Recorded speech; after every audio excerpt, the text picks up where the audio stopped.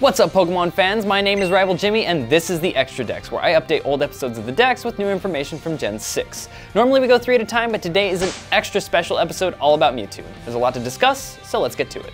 Mewtwo takes the spotlight today, and for good reason. In Gen 6, he received 2 badass Mega Evolutions. Mega Mewtwo Y was actually the first Mega to be revealed during the lead up to X and Y, and it was previously speculated that it was Mewtwo's awakened form.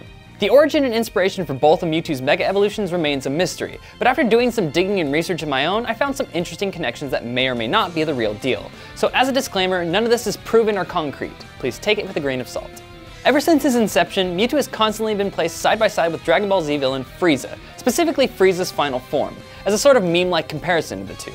Notice the long tail, the white and purple color scheme, the fact that they both take precedence as a major villain in their respective storylines, etc.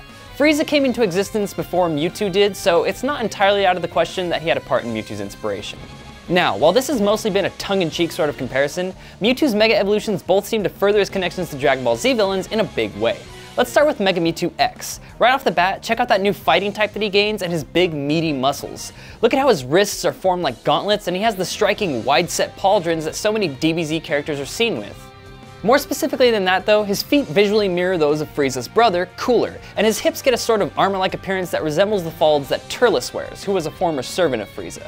His horns become much more sharp, like that of Frieza's first form and also his father King Cold, and to top it off, Pokemon X's protagonist is Calum, the male character, and Mega Mewtwo X seems to be a more masculine design, falling in line with the hyper-manly style of all the DBZ characters I just mentioned.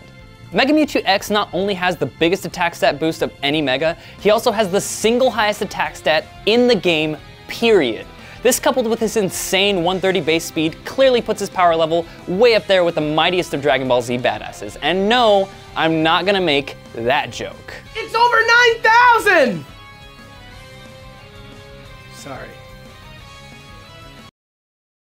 As for Mega Mewtwo Y, if you were looking for a stretch, well, here it is. Let's start with the fact that his tail now comes out of the back of his head, very similar visually to an infamous DBZ villain, Majin Buu. Or more specifically, Super Buu, because Majin Buu is the fat baby one and I would get roasted by all the DBZ fans if I didn't make that clear. When Majin Buu becomes Super Buu, his intelligence skyrockets in the same way that Mega Mewtwo Y's special attack stat does, being the highest of any Psychic-type Pokemon. And being the pure Psychic powerhouse that he is, I think that's a pretty clear connection. Super Buu is also much smaller and more compact in comparison to Majin Buu, and Mega Mewtwo Y similarly shrinks almost 3 whole feet after his transformation. As a last detail, his arms are thin near his shoulders and widen out near his hands, which is in line with most of Super Buu's forms.